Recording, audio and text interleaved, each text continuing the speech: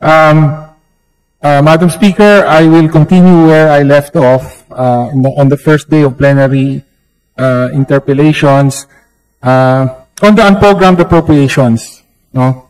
So, first of all, gusto ko pong mailatag ng malinaw yung mga special provisions, the special provisions that govern the use, and particularly the release of funds for unprogrammed appropriations. Na-establish po natin na essentially, ang gumagabay dito ay yung mga special provisions mismo. So, in 2023, the special provision number 1 says that release of funds shall be subject to the submission of a special budget pursuant to Section 35, Chapter 5, Book 6 of EO number 292, Series of 1987. No? Plus some other conditions. Tama po ba yun, Madam Speaker? 2023. Yes, Mr. Speaker, that is correct. Thank you. And then budget request in the 2024 GAA, we have the exact same provision on the release of funds of the unprogrammed appropriations. The exact same. Hindi ko na po babasahin. So again, submission of a special budget pursuant to Section 35. Tama po? That is correct, Mr. Speaker. Tama po. Pero sa 2025 budget, napansin ko lang po, nagbago ito. Release of funds shall be subject to the submission of a special budget request and other relevant budgetary requirements in accordance with applicable laws, rules, and regulations. Naging ganun na po ang wording. So, tinanggal na po yung reference to Section 35 of the Admin Code. No? Can we just get an explanation on the intent behind the removal? Medyo nag-research po tayo. Actually, yung reference to Section 35 goes way back. We just went as far back as 2015, nandun na po yun. I'm sure if we went even further back, ay nandun pa rin yun. So, ang tanong ko lang po, bakit ng 2025 GAA ay tinanggal na yung pagbatay sa Section 35?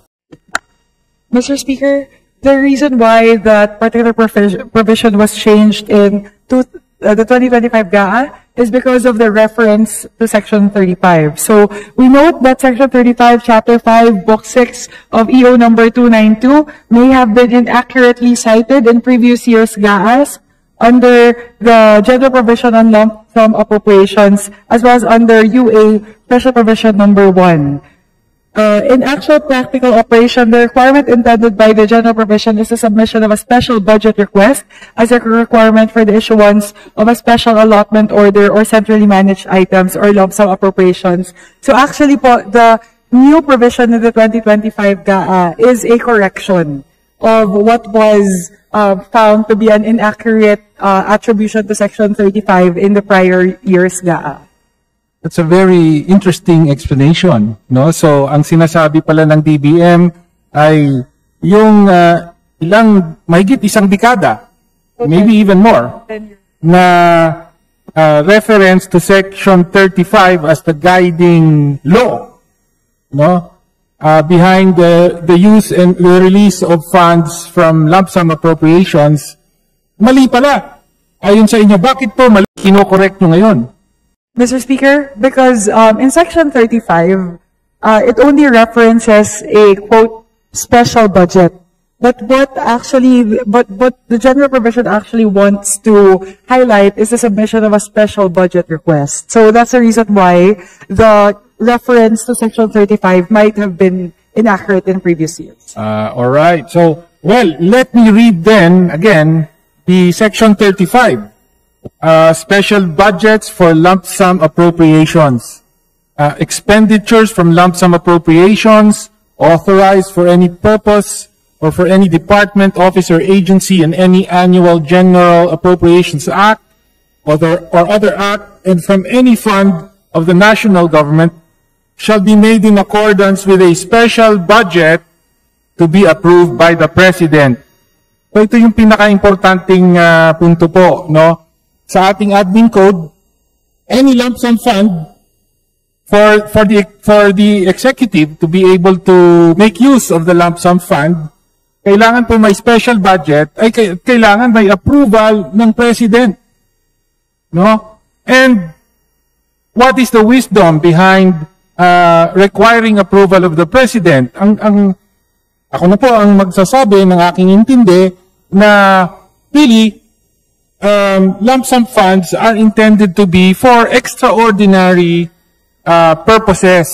No? Hindi po ito yung pangkaraniwang gamit ng pondo. Yung pangkaraniwang gamit ng pondo sa gobyerno ay nasa programmed appropriations po. No? So these lump sum funds precisely are for extraordinary or special purpose uses. And so they require not just the ordinary functioning of the department secretaries, for example, to access these funds, but the extraordinary intervention of the President. Kailangan pa talaga, ayon sa framer, sa gumawa ng admin code, sabi nila, extraordinary to. Paggamit ng lump sum fund. Kasi lump sum nga. Wala ngang itemization discretionary. So, this requires the discretion of no less than the President. No? Yun po ang wisdom dito. No?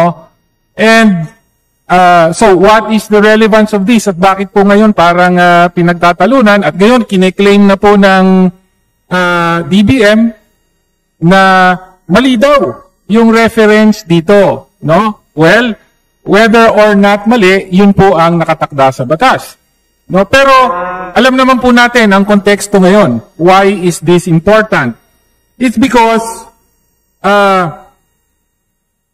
malaking usapin na po yung paggamit ng unprogrammed appropriations para sa flood control at iba pang infrastructure projects na sangkot ngayon sa corruption. No? At in my previous interpellation, na-establish ko na po,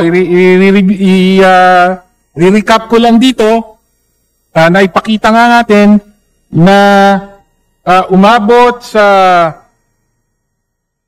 total of, walang kapantay po ang naging unprogrammed appropriations in the past 3 years of the Marcos Jr. administration. Noong 2023, 807 billion pesos ang unprogrammed. 2024, 731 billion. 2025, 363 billion. And 2026, 250 billion, although vetoed, some portions of it. 2025 pala yung may veto. Pero sa 2026, may proposed pa po na 250 billion.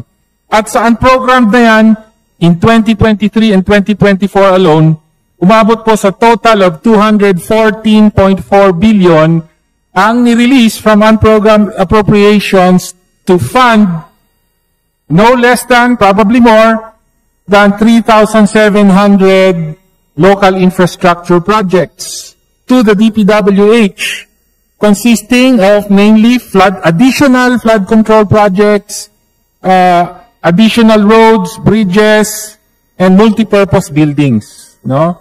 At ayon po sa batas, hindi po ba sinasabi sa batas na para mapondohan mula sa unprogrammed funds, yung bawat isa sa 3,700 projects, including yung mga flood control projects na ngayon lumalabas na sangkot sa corruption, no? Bawat isa po dyan, kinailangang aprubahan ng presidente. Tama po ba o mali kung susundin natin ang batas? Mr. Speaker, my distinguished colleague, mahalaga po na ibigyang diin na hindi po require doon po sa provision na magkaroon po ng approval sa parte po ng presidente. Actually po, the special budget request submitted by the head of agency to the DBM is approved by DBM itself. Wala pong kinalaman ang Office of the President o ang Pangulo sa pag-aproba ng unprogrammed appropriations releases. Meron lang po kasi mga particular na ibang lump sum funds, halimbawa po yung NDR-RMF, dahil yun po yung provision sa RA 10121 na kailangan po ng approval ng presidente. Pero with regard to unprogrammed appropriations po, hindi po require ng approval ng presidente patungkol po dito. At lalong-lalo na po in practice, yung special budget request po na sinusumite ng head of agency sa DBM ay inaaprubahan po ng DBM. Hindi na po ito umaabot sa Office of the President. Well, nagtataka lang po tayo sa insistence ng sponsor, ng kagalang-galang na chairperson po ng Committee on Appropriations, na hindi raw po nangangailangan ng approval ng presidente. Gayong sa special provision mismo ng on unprogrammed appropriations na Kongreso mismo ang nagpasa, sabi po rito, release of funds shall be subject to the submission of a special budget pursuant to Section 35 of the Administrative Code. Earlier, the speaker, the sponsor was making a distinction between a special budget request as against the special budget referenced in Section 35. Pero malinaw po, consistent ang language ng special provision ng GAA at saka ng admin code, no, that the special budget requires the approval of the President. Am I correct, Madam Sponsor? Hindi po ba tama po ba ang sabi sa special provision ng GAA, submission of a special budget? Yes or no, Madam Speaker? Mr. Speaker, in the GAA for 2025, reference na po yun sa special budget request. Okay. Previously, for Section 35, there was reference to a special budget. Yes. But in either case, wala pong reference na kailangan po ng approval ng Presidente. Oo. Well, wala po dito sa special provision, but it said pursuant to Section 35. So, ibig sabihin, sabi ng Kongreso, sundin nyo ang Section 35 at doon po nakalagay na yung special budget kailangan aprubahan ng Presidente. Okay. No? So, Madam Speaker, I think hindi naman matatanggi. No? Kumbaga, kahon-kahon na ito. No? Mahirap na pong hanapan pa ng butas. No? Malinaw po ang requirements. Tinatanggap ko yung sinasabi nyo, malinaw sa 2025, may pagbabago. Niluwagan na. Diba? Precisely, tinanggal na yung reference, tinanggal ang reference to Section 35. Ibig sabihin, alam nyo, na hindi dapat nandun yun. No? Para hindi ma-require ang approval ng Presidente. Pero the fact is, for the 214.4 billion worth of additional infrastructure projects approved on top of the program DPWH budget, kung susundin ng batas, kailangan po bawat isa doon ay may approval ng Presidente. Hindi po ba? Tama po ba yun? Okay. Yun ang sinasabi ng batas. Hindi po ba? Ngayon, ibang usapin kung sasabihin nyo, sa aktual, hindi sinunod yon. Pero, siguro naman, magkakasundo tayo, na yun ang sinasabi ng batas, na kailangan may approval ng Presidente ang anumang special budget mula sa UA bilang isang lump sum appropriation or lump sum fund. Mr. Speaker, my distinguished colleague, actually po, meron na pong jurisprudence with regard to the matter. Okay. There is a Supreme Court, the Supreme Court specifically recognized the submission of a special budget request in Pastrana versus COA, where it stated that the special budget request is a document executed by the head of agency, and that is what's necessary for lodging the request in the DBM. So, hindi po talaga special budget, kahit po yung Supreme Court ruling, special budget request po talaga yung nagpa-prevail. Sige po. So, ano po yung Supreme Court decision na binanggit nyo for reference? Pag-aaralan po natin. Opo, yan Pastrana versus COA. Pastrana versus COA. Thank you po. Okay. So, well, I think, no, kung babasahin po natin ang letra both ng GAA 2023-2024, ay malinaw po ang ibig sabihin. Sabi ng Kongreso, sundin ng Section 35. Sabi doon, para ma-releasean ng pondo, ang anumang proyekto sa unprogrammed appropriations, kailangan may special budget, kailangan aprubahan ito ng Presidente. Malinaw po ang teksto. Ngayon, mukhang ang sinasabi sa atin ng DBM ay in practice hindi po ginawa yon. At ngayon, marami pong sinasabi. Kanina sabi, special budget request to, hindi iba yun sa special budget. Tapos ngayon, meron kayong binanggit na jurisprudence. Okay? Although I do not see how jurisprudence can override, the very clear letter of the law. Pero sige, dyan na po muna. No, ngayon, bakit po ba, and perhaps I will end my interpellation here, bakit po ba pinagdidibatihan natin to? Bakit kahit malinaw ang letra ng batas na sinasabi, yung unprogrammed appropriations being a discretionary lump sum, kailangan may approval ng Presidente ang bawat gamit dito. The intention there is to prevent abuse. Diba? Na, okay, lump sum yan, discretionary, o kailangan Presidente mismo ang mag-aproba. No? Ngayon, ano ang aktual na nangyari? No?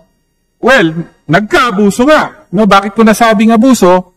Dahil sumobra na ang paglaki ng lump sum appropriations in the first place. As I said, in 2023, overall, it reached 807 billion pesos. 2024, these are the controversial years, 731 billion pesos. And in those 2 years, 214.4 billion worth of additional local infrastructure projects, including flood control projects, were funded from unprogrammed appropriations. Yung dapat na extraordinaryong paggamit ng pondo through unprogrammed appropriations, naging ordinaryo.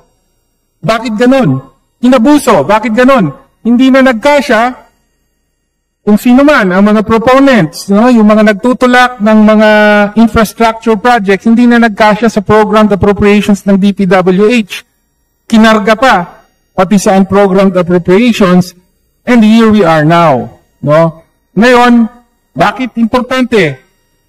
I am insisting that the law says it is the President that approves this. The sponsor and the DBM are saying, hindi po Presidente yan. This all boils down to accountability, Madam Speaker, Madam Sponsor. No? Alam po natin, na kapag inaprubahan ng Presidente, as intended in the law, kaya po nire-require yun dahil nilalagay ang autoridad ng opisina mismo ng Presidente sa likod ng bawat proyekto. In other words, siya ang guarantor niyan. Okay, this is a discretionary fund. I approve it. No? At akong responsibilidad ko yan. No? Yun po ang intention ng batas. No? Kaya ang sinasabi po natin, yan ang tinatakda ng batas, kaya ultimately, responsibilidad po ng Pangulo. Yung 3,700 DPWH infrastructure projects funded from unprogrammed appropriations in 2023 and 2024. No? Yan po ang mensahe natin. The President himself has accountability at kung may malalang corruption dyan, he is accountable for that. That is our message, no? Kaya po, kung sinabi nga dito sa kapulungan ito, mahiya naman kayo, ay sana po mahanap ng Presidente ang humility para sabihin, mahiya naman tayo, damay. No? Ang Presidente, kasi meron siyang naging papel bilang approving authority sa napakaraming mga proyekto, including those projects that are now seen as being involved in plunder and corruption. No? Hanggang doon na lamang po, Madam Speaker at Madam Sponsor, maraming salamat po. At ang huling punto po natin, dapat po wakasan na natin ang practice ng paglagay ng unprogrammed appropriations sa budget. We will oppose the proposed 250 billion pesos for unprogrammed appropriations. Sa halip na unprogrammed appropriations, sundin natin ang konstitusyon. Sabi dito, kung kailangan ng dagdag at may extra revenue, submit a supplemental budget. Majority Leader. Mr. Speaker, Madam Speaker, again, the committee maintains and the DBM also has committed earlier that we will look into the items under unprogrammed appropriations and rationalize as necessary. Tulad po na sabi namin, titignan po namin yung mga ibang programa tulad ng SAGIP, para po silipin kung pwede po nating tanggalin yung infrastructure doon. And we will put more safeguards under the unprogrammed appropriations because there is also recognition on the part of the DBM that there are other items, katulad po ng support to FAPS, budgetary support to GOCCs, na kailangan po talagang ma-maintain on MPBF, PGF, yung mga ganun po, kailangan po manatili na lump sum. Pero we will, the DBM commits, and the committee commits that as we craft the GAA for 2026, we will ensure that there are safeguards built in to the special provisions pertaining to unprogrammed appropriations and other lump sum funds. Maraming salamat po.